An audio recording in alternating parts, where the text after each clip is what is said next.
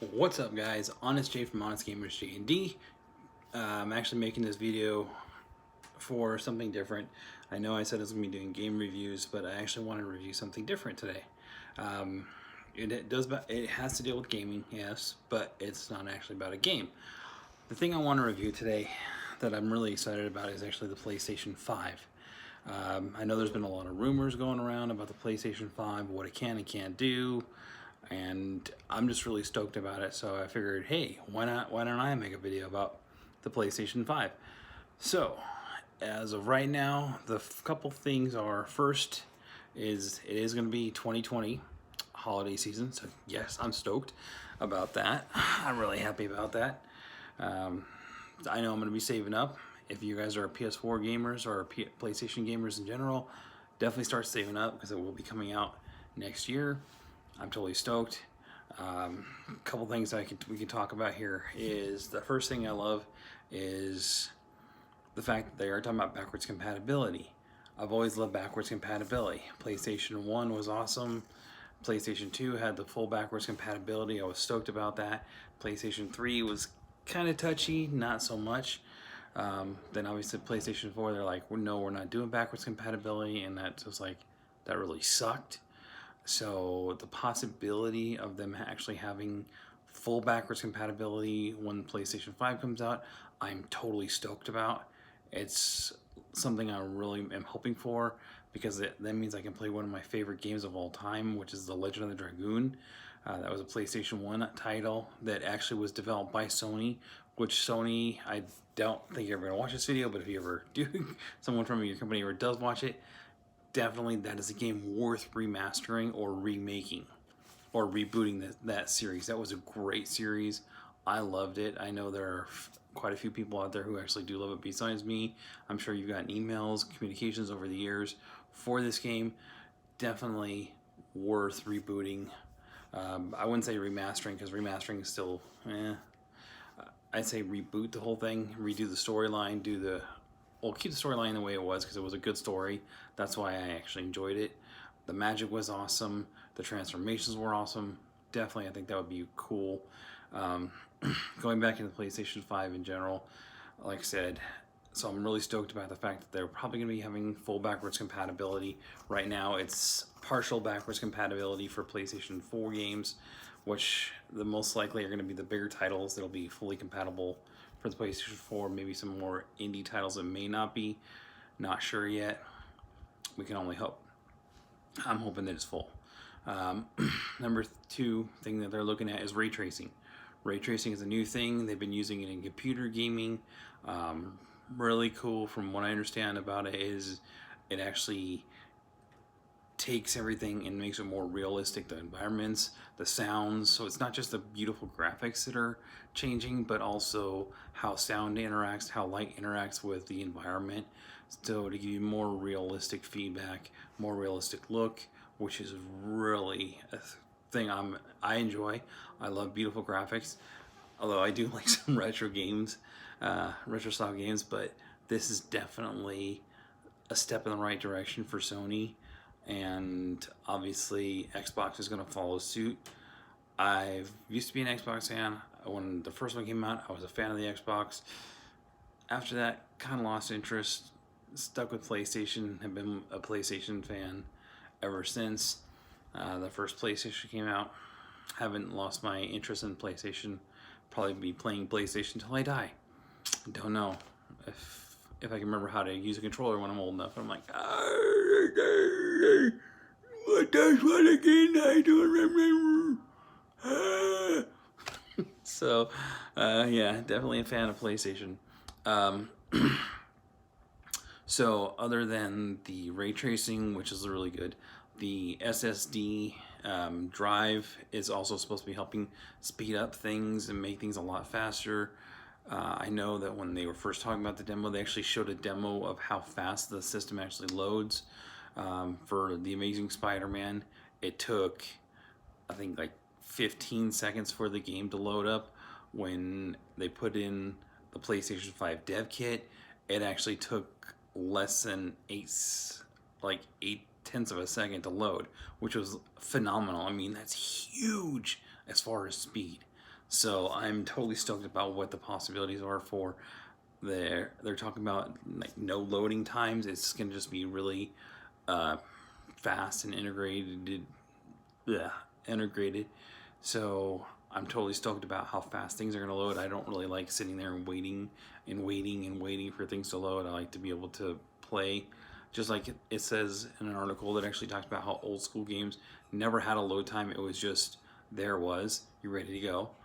I mean, graphics obviously weren't that great back then, but and obviously they need to have more technology to be able to keep up with the graphics and then be able to load things really fast.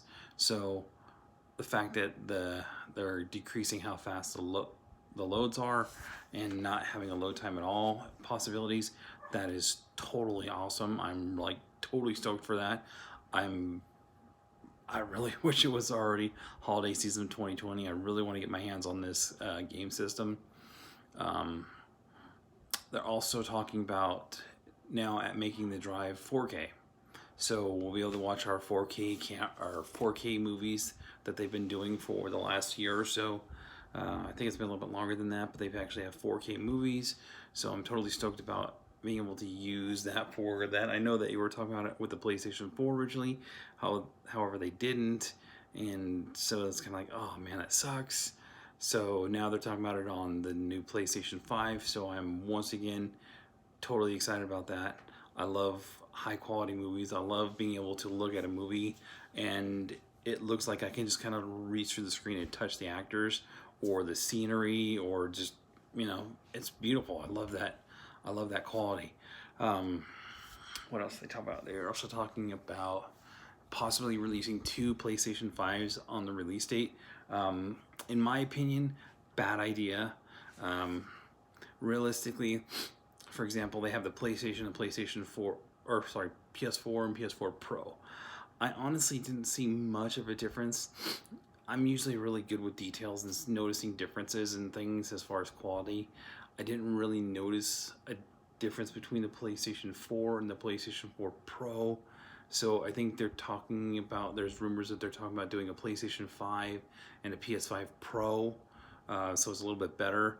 I think that's a stupid idea. I think they should just have one system and that's it. Obviously, the benefit of Pro is they had a bigger memory, which was 1 terabyte. Um, honestly, they should be making the PlayStation 5 a 1 terabyte system, not the 500 gigs, or possibly 2, because obviously games are going to be a lot bigger now. I like another new fact they're talking about is you can load different components of the game as opposed to downloading both components. Like if it has a story mode and multiplayer, then it can load one component at a time, and then once you've had both of them and you finish the story for whatever reason, you can actually delete the story mode and just have just that one, using up less memory on your PlayStation, which is fantastic. So that is another great thing that they're looking at. I am really excited to see what possible game lineups they have. I would love to see Ghost of Tsushima. That one looks beautiful. Apparently it's going to be coming out for the PlayStation 4 Pro, or for the PlayStation 4, hoping that, they'll make an adaptive game for it so it cross-plays with the PlayStation 5. That is my hope anyway. So those are a couple of cool things about the PlayStation 4 Pro, the PlayStation 5. Now, they have been talking about the dev kits. Now, the dev kit looks like a V from what I've seen in the drawing designs and stuff like that. I know a lot of people complain about it, thinking it's a stupid design. I honestly think that it looks cool, just because I don't know, I just like the shape of it. It looks pretty cool to me. I mean, obviously you want to make the fans happy, and if the consensus says don't make it look like that because it looks stupid, then fine. I'll buy the PlayStation 5 eventually, no matter what it looks like. I just thought that the V design looked cool, but that's just me. Another cool thing that they're talking about is the controller. They're talking about now, they've officially named it the sequel for this one, or it's I can't think of the name of it. Brain fart. But they're making the controller. They're redesigning it. They're getting rid of the rumble feature. They're making it haptic. Now, what that means for gamers is it's going to be it's a more adaptive, more realistic kind of experience that you're going to be having. I read an article where they had a guy who got to play with the new PlayStation 5 controller, and he went through different environments and he could feel the difference between each of the environments. He did a racing game where he could feel that he was on gravel and road at the same time, so it was really cool there.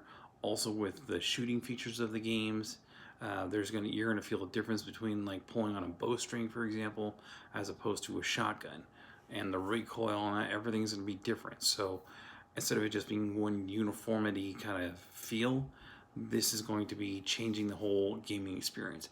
I'm excited about that. I can't wait to see what that's like. So that's will be another cool thing. They're also talking about a special button on it where it's going to be able to integrate things faster as far as online streaming, I think it is, they were talking about. Like the digital versions of games, or how you can kind of jump right into games right away without having to go through whatever we normally go through to get to games by loading the game and just doing that. You're going to see things in real time and be like, oh, I can join my buddy's game right now. And instead of having to take all that time to load it up, it just automatically just dumps you in the game because it's so fast. So another cool thing I'm looking forward to is that. I'm trying to think of what else. Obviously, as more information comes out, I'll probably make some more videos on the PlayStation 5. Honestly, like I said, if you're a gamer for PlayStation, definitely start saving your pennies, because this game system is going to obviously revolutionize the gaming industry. Obviously, when the articles are first coming out, it's showing that PlayStation is ahead of the game, far ahead of Xbox, and that even the Nintendo was still pretty high up on the demand for the new stuff they're going to have with the Nintendo system. In fact, I was surprised that it actually was more higher on the list than Xbox. Now, I know Xbox is a great system for like a whole home entertainment system, but the fact that Nintendo was above it, I was kind of blown away at when I first heard that article. Obviously, things are going to change as time goes on. It's going to move itself up the ladder. Honestly, I don't think it's going to beat out PlayStation. Not because I'm a PlayStation fan, just because I've heard some of the things about both systems, and right now, PlayStation is ahead of the game. So I'm totally excited about that. I really want to get my hands on this. I can't express that enough, how much I really want to get my hands on a PlayStation 5. Other than that, like I said, as more information comes up, obviously I'm going to try to make some more videos on this. Like I said, I know this is not a game review, but this is a PlayStation 5 review. So take that for what it is. I hope you guys liked the video. If you liked the video, click the subscribe button, click the like icon. Also hit the bell notification so you'll be notified of all new videos coming up. Leave some comments if you guys have any ideas for helping to make my videos better. I would love to hear your guys' feedback. I know that someone mentioned getting a capture card not too long ago. Unfortunately, the capture cards are pretty expensive, and I don't know if you guys are aware, I only have about 20 subscribers right now.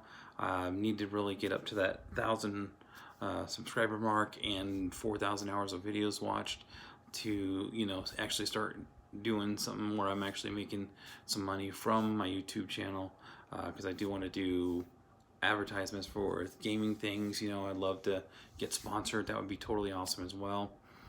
Totally amazing. But right now, I only got 20 subscribers, and thank you guys. I really appreciate my 20 subscribers. You have no idea how much it means to me that I have you guys, that have you 20 who watch my videos. Thank you so much for watching my videos. Like I said, hit the like button, leave comments, let me know what you guys think, and we'll catch you on the next video.